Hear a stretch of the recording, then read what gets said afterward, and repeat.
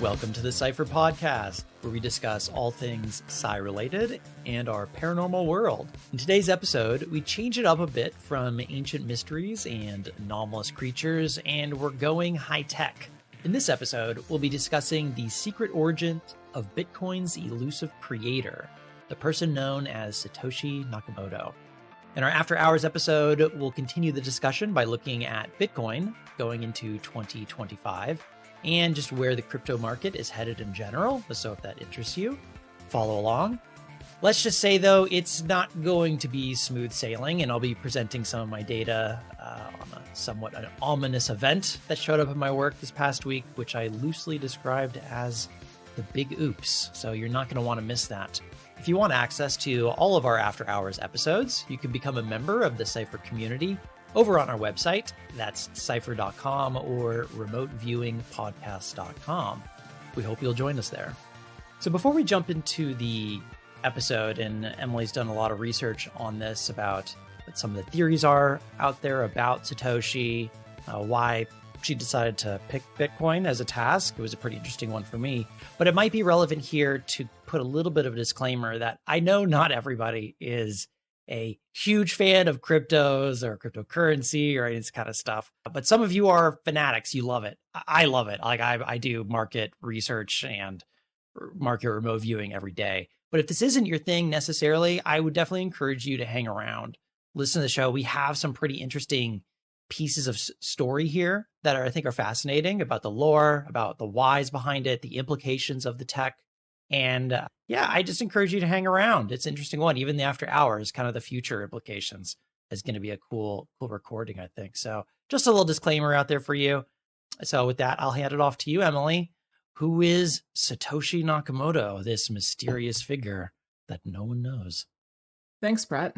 So for those of you who don't know, Satoshi Nakamoto is the name of the author of a paper called Bitcoin, a peer-to-peer electronic cash system, and it's a white paper. A white paper is basically a text that's written in a scientific way. So when people say they wrote a science paper or give me the reference for something, they're often referring to what's known as a white paper, which is just a bit of information, typically very scientific and technical, that's written in a certain format.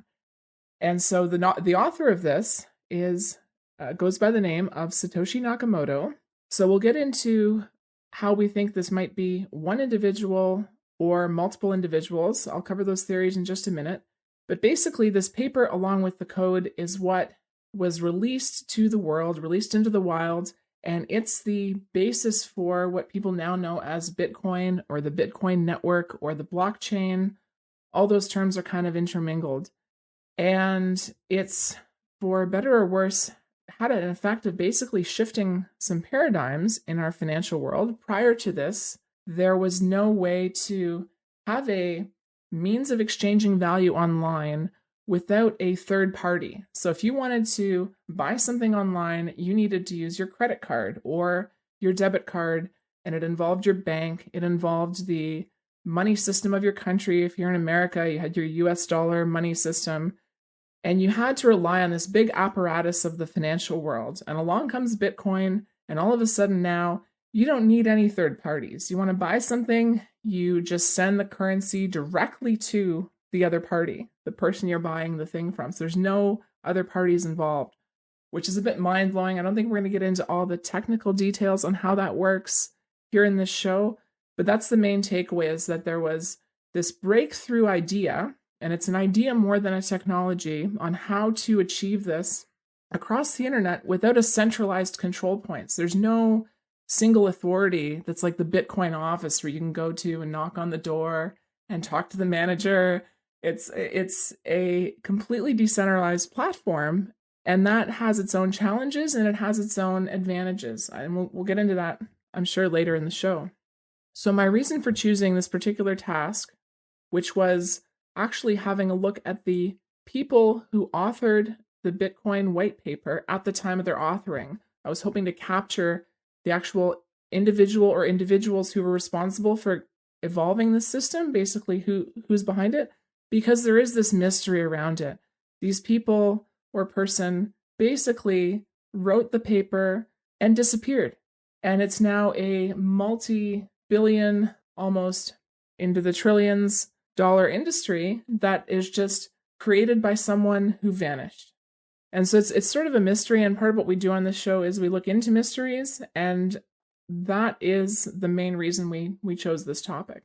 Well, one of the funny things about Bitcoin is this Satoshi Nakamoto figure, one person or many people, is they have a substantial sum of Bitcoin that's locked up in the original Satoshi wallets. I mean, when they were just starting this off, I don't know what the exact amount is right now, but I mean, this is a substantial sum of money that is just locked away. It's something like 2 to 3 million Bitcoin. Oh, it's into the billions of dollars. And so this is someone who, or a group of someone who made something and then created an enormous fortune, which is sitting in a vault that they could access, I suppose, if they wanted to. I mean, maybe there's another technical reason, I don't know.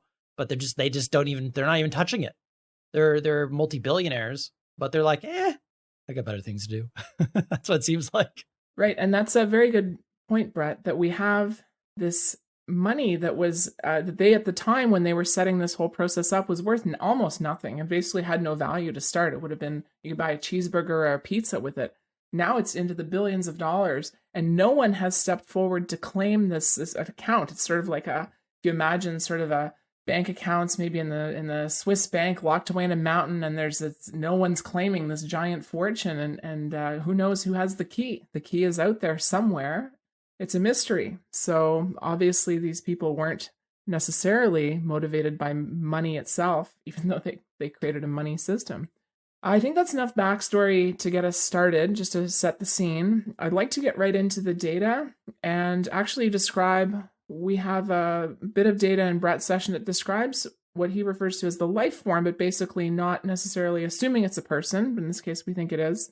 And Brett, did you want to get into describing what that life form or person or persons was like? Yeah, sure. So remember, I ran this work. I had no idea what this tasking was when I began. That's how we always operate here, is we run under blind remote viewing conditions.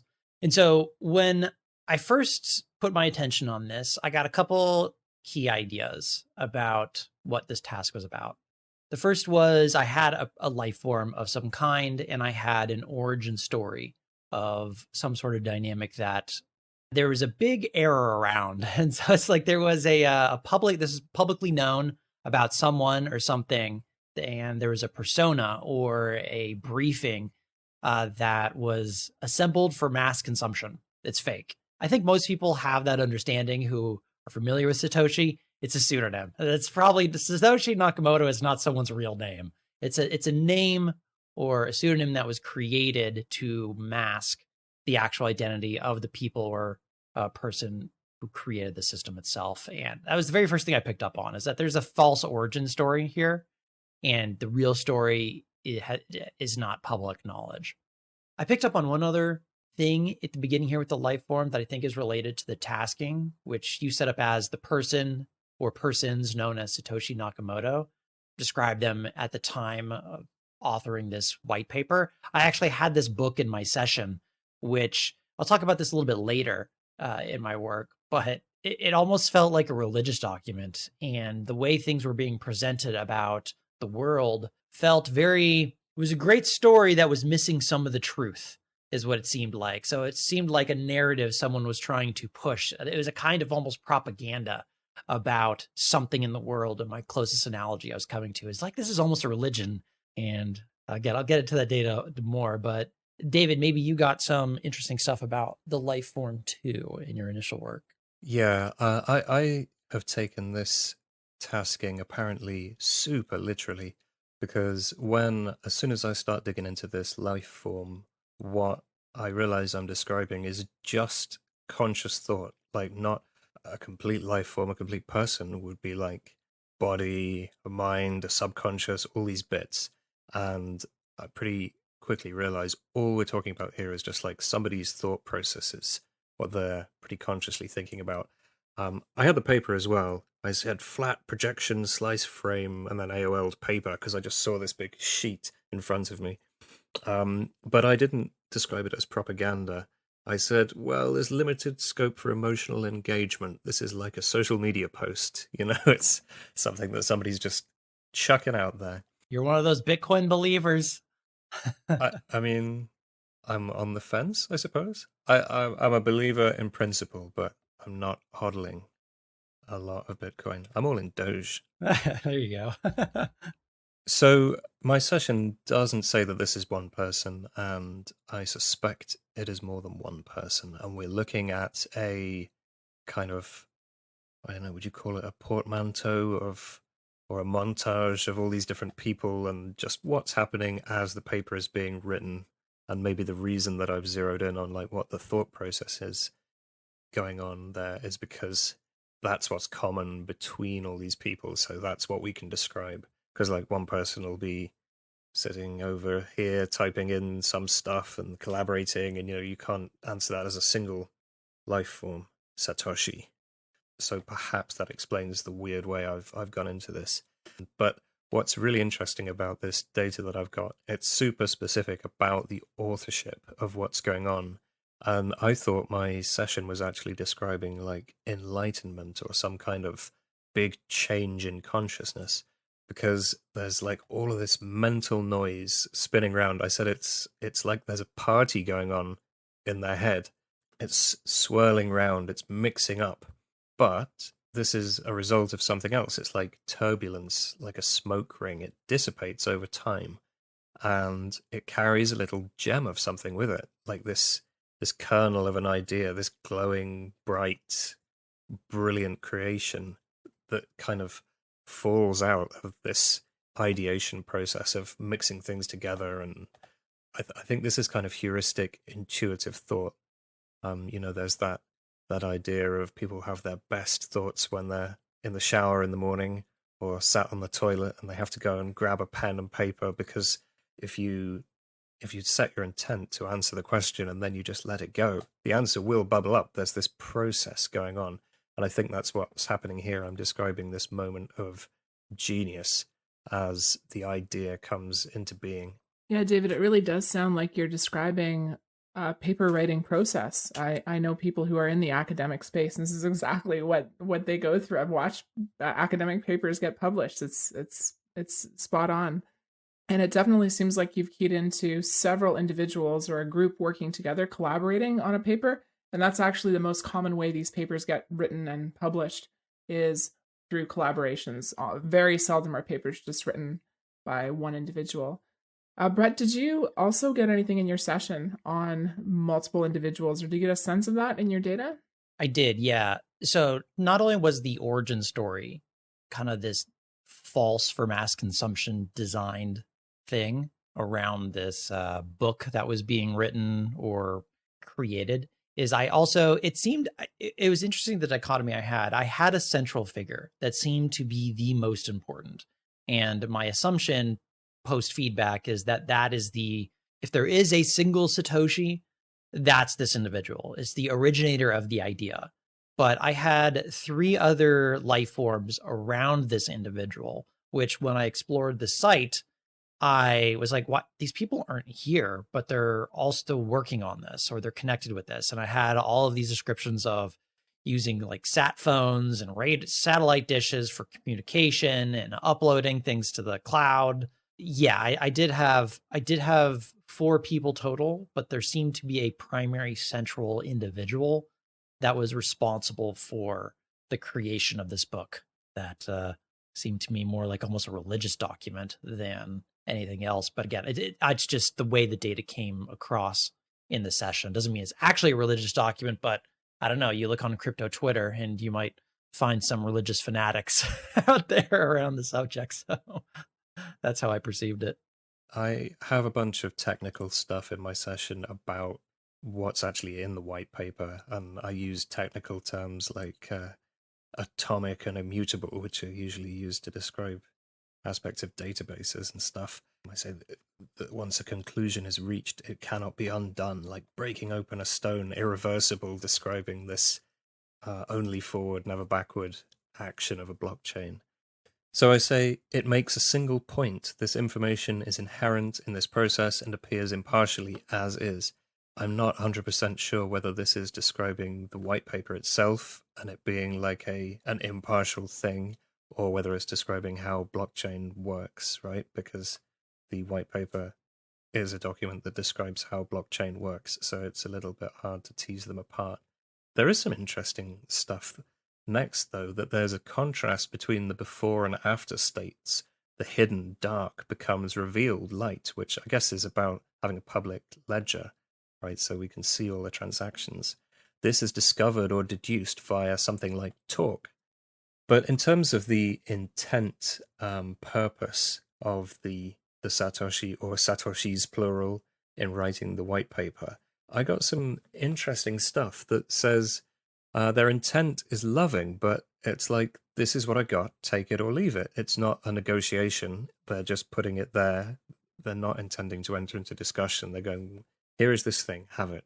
So investigating the connection between this idea and these people, it's almost like a coincidence, like two people meet and they happen to get on well just by chance.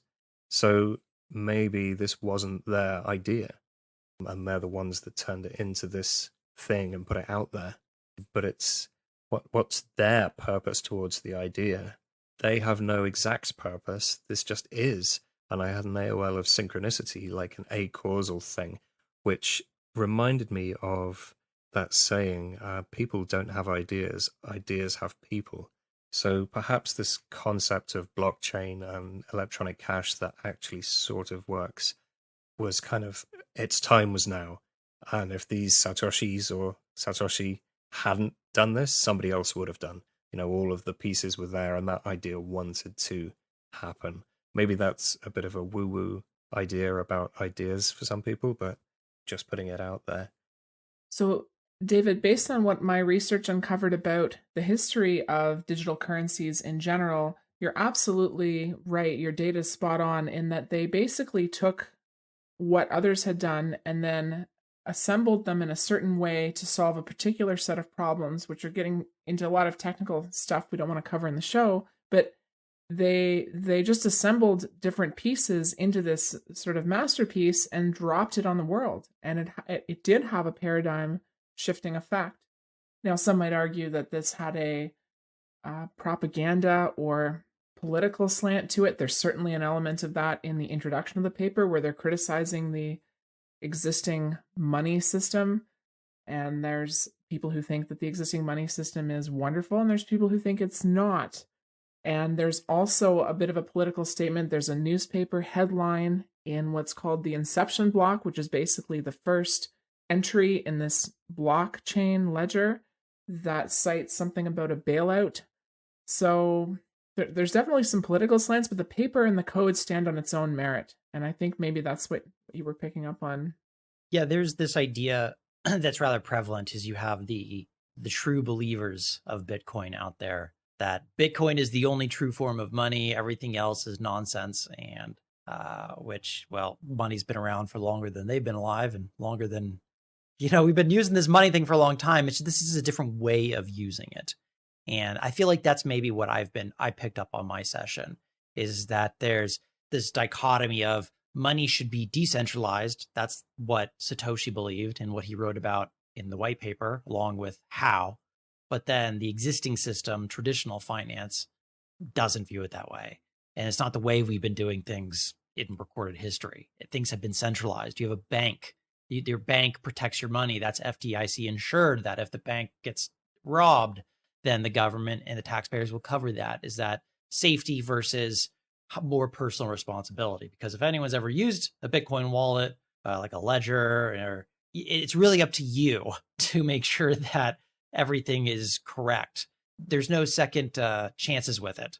So you don't have the same kind of protections. And so I could see how there's a belief system here, and that's going to inform the rest of the work, and it's going to inform the actual technology, is your belief. Well, just going back to my data, perhaps it wasn't their idea, perhaps it wasn't their belief. Because looking more into the psychology, I've written, the first domino has been knocked over, cascading effect unstoppable. But this is looking into the psychology of the people writing the paper, right? This isn't what they're doing. This is what's already happened to shape their state of mind. Some of the thoughts from those people are they're resolute, uncertain, with a tiny lingering doubt. But they say, or consciously they're thinking, I want out. Like they want to escape something. So is that the financial system, or perhaps some other obligation they have to put the idea out there?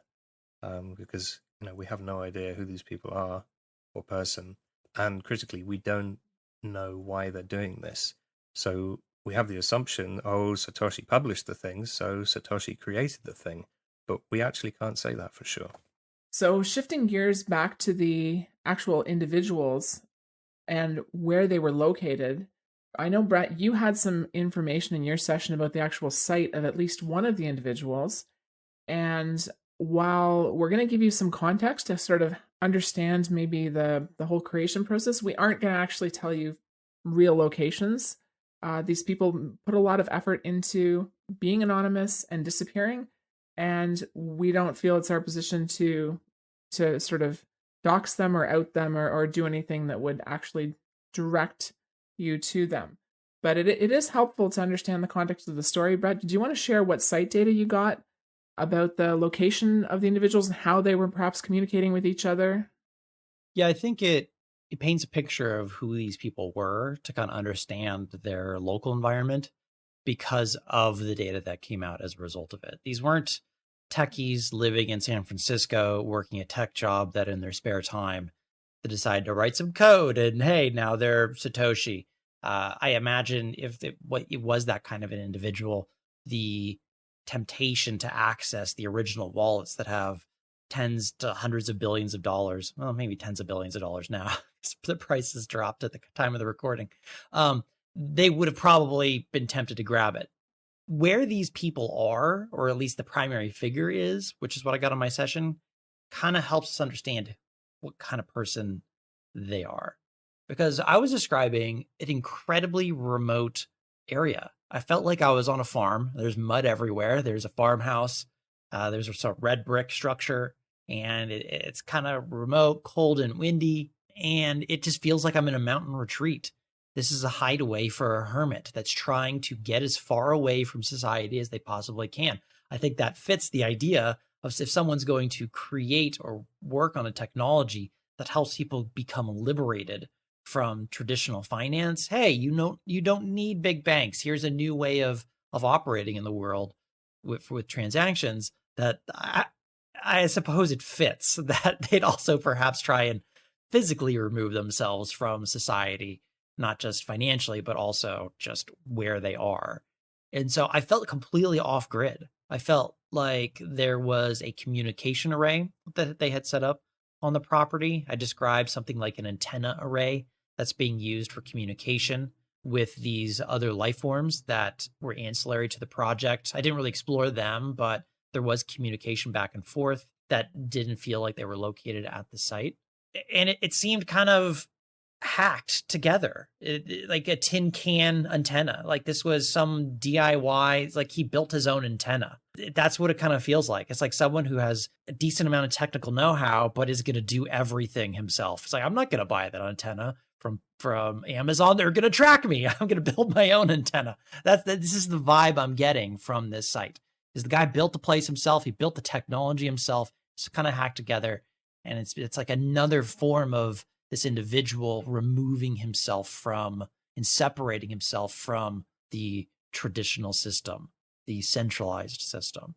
So the final kind of parts I got, though, is it's why this is just kind of a tangent piece of data, is that there was, because this tower felt a little bit DIY-ish, it had a slight ringing sound that the person could hear, and he had gotten used to this sound, just like a slight ringing or buzzing. So he's just used to it now. He just listens to it all the time, but he's not consciously aware of it anymore. So it's this idea of like he made his own 5G cell tower. But other than that, I really just describe him connecting to other people through a system, sending information through large underground tubes, sometimes known as the internet. Perhaps even undersea tubes, because I think there's some evidence that one of these individuals might have been in the European continent and one of them may have been in North America somewhere. So they may have been communicating across the ocean. I think that's how this worked. That's what my data is describing, is that these are people that or in different parts of the globe working on this book, which is, just my analogy for, I think, the white paper and ultimately Bitcoin. So ultimately, we have talked already that they did just disappear. It's a secretive group. It's fairly obvious that they wanted to mask their true identity, wanted to stay anonymous, and then they've disappeared. Do either one of you have any data in your session that would explain what was their motivation for disappearing? Why wouldn't they create this wonderful invention and then reap the rewards of it? They'd be wealthy beyond all belief. Was it more about the idea than about themselves? Did they want to remove themselves from the equation so the idea could stand on its own? Do you have any thoughts on that? I have looked at this target before. I was tasked this last year, and I got the feeling that it was a group of people who came together, did this, and then completely destroyed all of the evidence. I've just got my old session here, and it says, a feeling like the last day of the show. All done, finished, time to tear it all down. They've constructed or built something which is like planting a seed. Now it grows on its own. So for some reason, they're completely cutting themselves off from it, but I don't know what that is. You'll have to task us on that in future. What if what they actually did is the reason why they don't have access to the money and they haven't taken it is because they removed the temptation? And there's a certain amount of keys and there's a way to get access to crypto wallets, and it's a complicated thing. It's a type of encryption. And if you don't have that, you can't get access to it unless you memorized it. So what if, to remove the temptation, they all agreed and they also followed through? I feel like the type of individual I'm describing, they destroyed it. So even if they wanted to get it and change their mind, they still couldn't. And they couldn't even prove it there's Satoshi because they removed the evidence. It's like, okay, it's born, it's running on its own. We're done. Maybe they don't even care anymore. It's like, I put it out in the world. They're focusing on other things, like collecting chicken eggs from their farm. Yeah, that definitely rings true to me. And it's certainly something that I've heard in both your data, Brett, and in David's data, because David described that there's this thing that's just here it is. And maybe they went into this whole creation process knowing this was the inevitable outcome. They wanted to sort of give birth to this idea into the world and step away because it has interesting implications when you have a leader of an idea. All of a sudden, that individual or group can be attacked. There's all sorts of focus on the people. You get things like cults and religions forming, which form inevitably around things like this, around game-changing ideas. But yeah, it's definitely interesting to consider why people would do something so monumental and then just walk away. So shifting gears a little bit, I want to have us chat about what is the purpose of this technology. So the paper introduces an idea that is a technology, and I know both of you had been tasked by me on what is the purpose of the technology, what was its intended goal. David, did you want to start us off on that? Well, I'm afraid my data for that was quite underwhelming. I already revealed the punchline to this one. I said, what is the purpose of the technology as far as the life is concerned? And it just said, this just is. Maybe it's not their intent. The people writing the paper, it's not their baby. It's not their thing. They don't have a purpose. It's somebody else's purpose or a purpose belonging to another group. And that might sound like a strange distinction, but my data are super narrowly focused on just the authorship of the paper event. So it may be that there is a purpose, but it's outside the scope of what I've described here because I've kind of zoomed in so much on this really specific data. Right. So basically, what you're getting at is that the authors of the paper aren't necessarily the people who had the ultimate purpose or idea, kind of like the master plan behind this whole thing. They were really the ones, or in your data, you focused in on the people actually assembling everything and putting it together. And the purpose may not even be known to those individuals, why they did it. Well, it's unclear to me. I think I could support either side of that argument, because on the one hand, it seems very as is. There's not really a purpose. It just is. It's take it or leave it. And there's this very neutral aspect to it. But then I also described this ideation process where this gem of genius kind of pops out of their intuitive thought process. So I'm struggling to understand without invoking woo-woo or high strangeness how those two reconcile. How can you have your intent set on creating this genius idea and be making political points about it, but also just be so seemingly this just is. There's not, I want to change the world. It's like, here is this incredible thing. Not here is this incredible thing because, or I want to, so I have created. It's just like, here it is.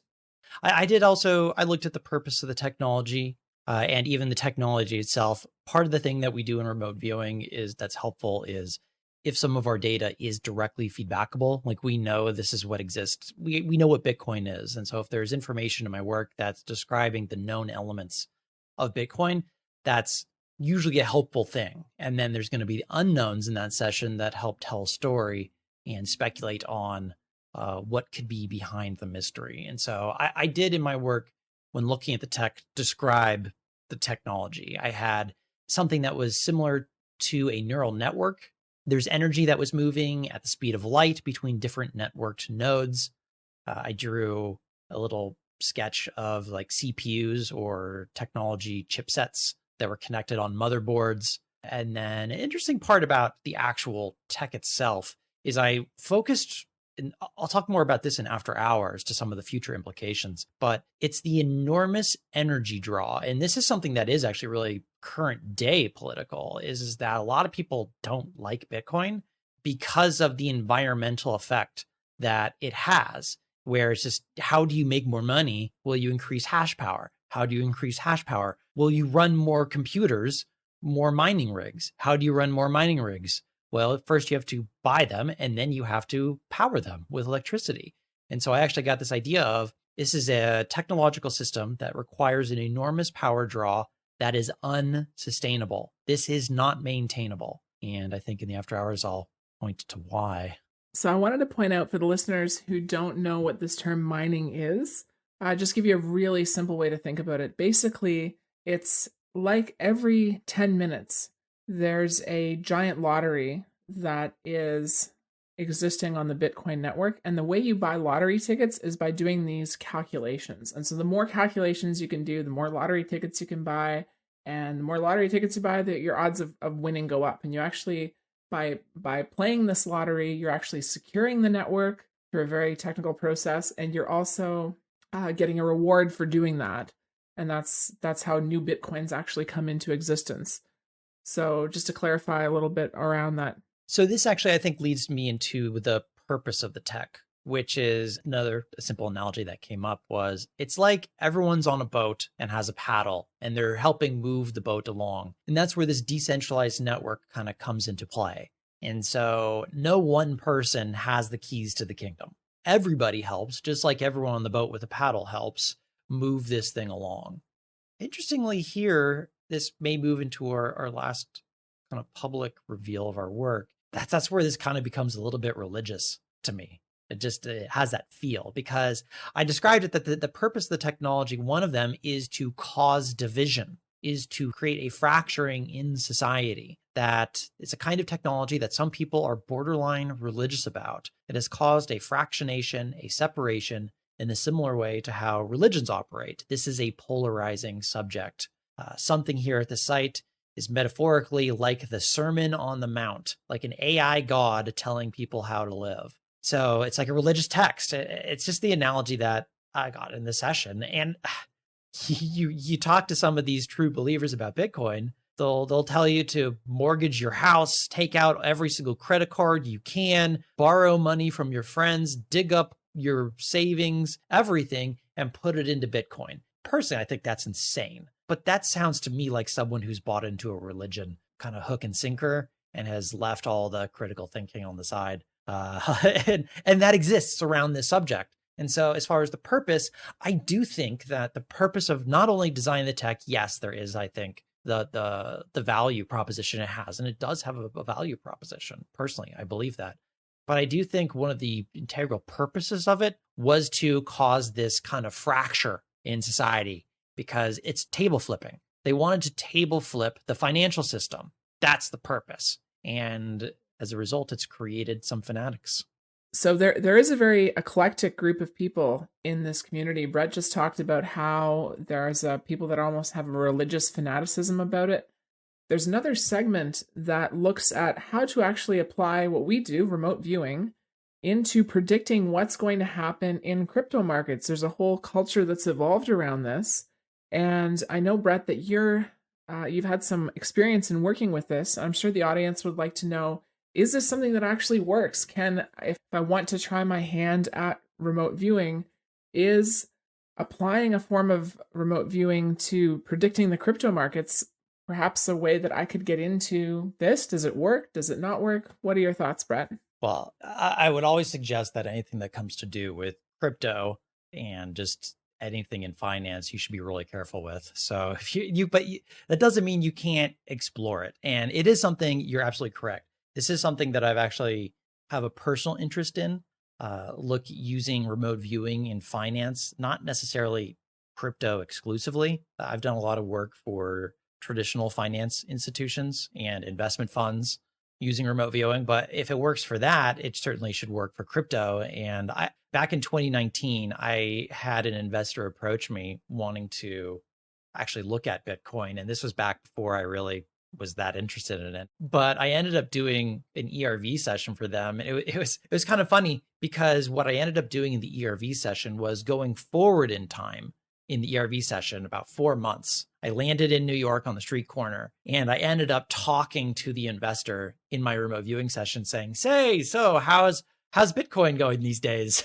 Is the price going up? Is it going down? What's happening? And he waved me over to his side and he was holding his cell phone. He's like, look at my cell phone. And I look at the cell phone and it shows a particular chart that I can visually perceive in the session. And it's going up, actually tremendously up. And this was one of the first sessions in ERV. I had one other before this where I had really clearly seen numbers in the actual ERV session. So this is like my body's asleep, mind is awake. I'm having kind of this out of body experience. And I see the date on his phone, which is February 13th, 2020. And I see Bitcoin has moved from around $6,000 up to $10,000. I was like, oh, all right, well, this seems important. And I was about to finish up. And he said, no, hold on. Wait, look at the rest. And so the chart kind of plays out, which just shows the movement of the market. And it shows the market falling completely off a cliff. And what he said to me in the ERV session was, there's a black swan event that's coming and is going to crash Bitcoin's price dramatically. And if you want to make money, you're going to make money on it going down. You can make some money going up, but you'll make the majority of it going down because it's just going to crater. And so I took that work. I did more remote viewing work. I put that into a brief, and we ended up actually making about $250,000 in Bitcoin. I got about a $30,000 to $40,000 payout as a reward for that. And that was really my first single big win in using remote viewing in finance. I'd done other things before that, but they were much smaller. And as everyone knows, that's when the coronavirus really hit. That big black swan event crashed not just the Bitcoin market, but all markets. So it certainly is possible to do. I have a lot of other stories I could certainly go into talking about, but it is possible. But anything that has to do with investing or finance, you got to be really careful. Anything I say on here is not financial advice. Whether crypto is right for you, talk to a professional. Sometimes I run masterclasses on teaching these techniques. So if that's something that interests you, definitely head over to our website at cypher.com and sign up for our newsletter, because any relevant details that I have about it, I'll be posting in there. But I think it's interesting to predict the future in financial markets. It's not everyone's gig, but it certainly is possible. I've had a lot of success with it. In fact, for the past 2 years, it's been my primary source of income, is using remote viewing to predict financial markets. So, Brett, you shared with us your experience with ERV and doing these crypto predictions. I'm also aware that there's a large group of people that do something called ARV. Do you do ARV?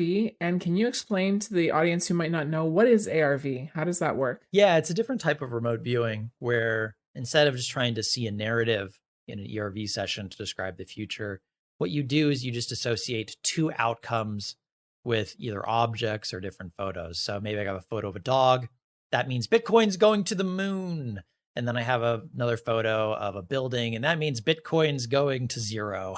It's like this idea. And then you ask the remote viewer to describe the correct photo depending on what the future holds. And so people do this way before I've been doing it. There's other organizations out there that use ARV more in traditional markets to predict the future. And it's something that absolutely does work. It doesn't work 100% of the time.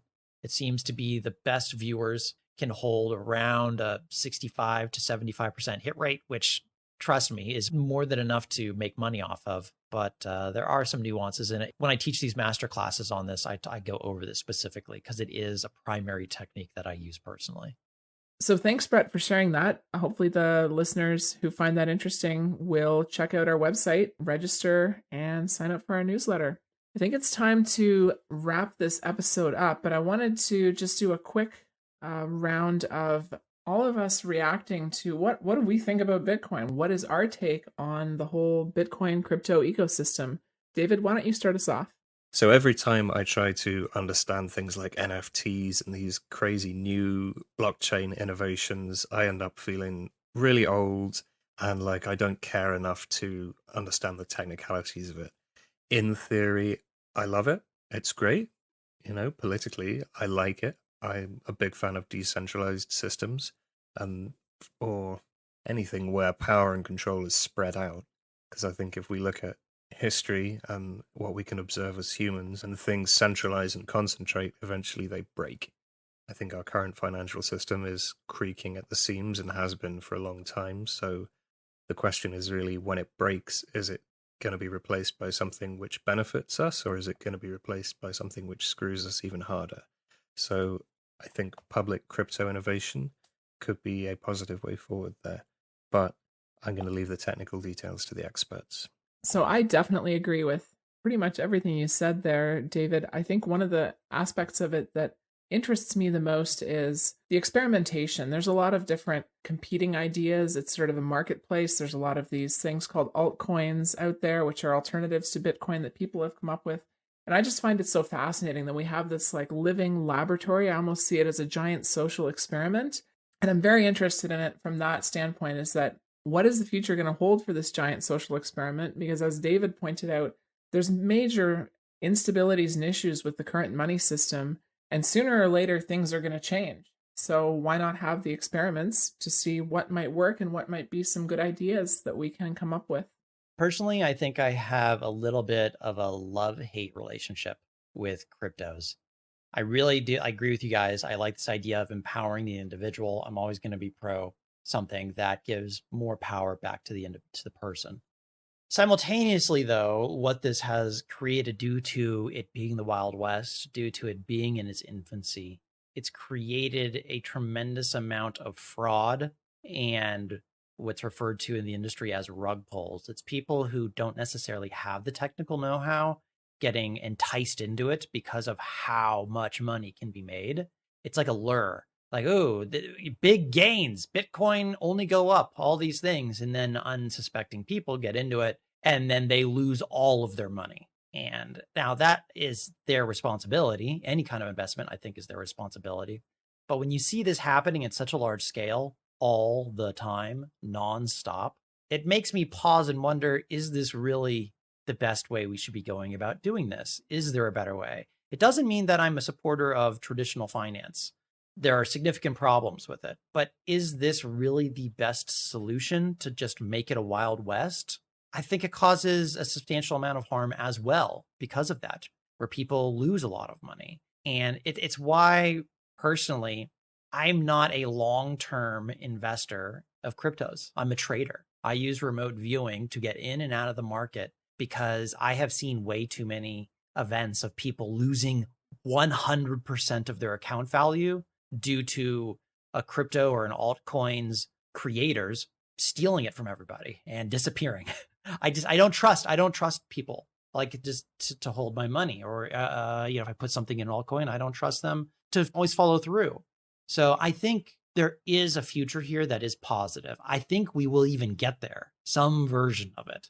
I don't think that version has arrived yet. So that's my personal take. I think it's really fascinating, but I am so skeptical and I kind of keep it at arm's length so that anything that happens is not going to affect me negatively. Well, if history is any guide, unfortunately, I think a lot of people are just going to have to learn the hard way. Despite all the warnings, there might have to be some sort of a big calamity that happens to them to really have them learn their lesson. And I think we might even get into what that might be, or what we think that might be, based on our remote viewing evidence in the after hours part of this show. Yeah, I think this is a good place to wrap up the main show here. Thank you all for joining us on this exploration and adventure into the mystery of Satoshi Nakamoto and Bitcoin. And if you're interested in our After Hours episode, you can head over to our website, cypher.com or remoteviewingpodcast.com. We do have a subscription that you can sign up for to get access to these shows. If you're not ready to subscribe just yet, but you are enjoying the show, definitely share it with your friends. And don't forget to leave us a 5-star review on Apple or Spotify. We definitely would really appreciate that. So with that, I think we can wrap up this episode. Thank you, everyone. We'll see you in the After Hours or our next main podcast show. Take care, everyone.